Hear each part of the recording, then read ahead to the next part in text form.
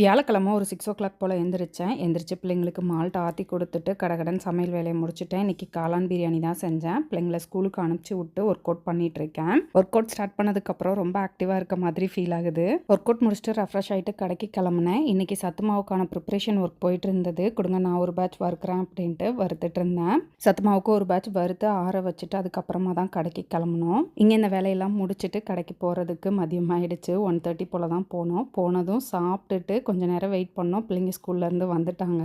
Rajesh kitchen டீமில் இருக்கவங்களுக்கு எல்லாருக்கும் எல்லா வேலையுமே தெரியும். ஒருத்தர் லீவு அப்படின்னாலும் இன்னொருத்தர் அந்த வேலையை பார்ப்பாங்க. எல்லா வேலையும் அவங்களே பார்த்துருவாங்க. இருந்தாலும் நானும் பில்லிங்கில் உட்காந்துருப்பேன். கொரியர் பேக் பண்ணுவேன், கொரியர் புக் பண்ணுவேன். அங்கே ப்ரொடக்ஷன்லேயும் நான் பார்த்துப்பேன். பிள்ளைங்களை ஸ்கூல்லேருந்து நேராக கடைக்கு வர சொல்லிட்டேன். வந்ததும் அவங்களுக்கு ஜூஸ் கொடுத்துட்டு ஹோம்ஒர்க் சொல்லி கொடுத்துட்ருக்கேன். எக்ஸாம் போயிட்டுருக்கு. அதனால எக்ஸாமுக்கு ரிவிஷன் பண்ணிகிட்ருக்கோம். இன்னையே ரொம்ப ஆக்டிவாக போச்சு. இதே மாதிரி வீடியோ ரெகுலராக பார்க்குறதுக்கு நம்ம சேனலை ஃபாலோ பண்ணிக்கோங்க. அடுத்த வீடியோவில் பார்க்கலாம். பாய்.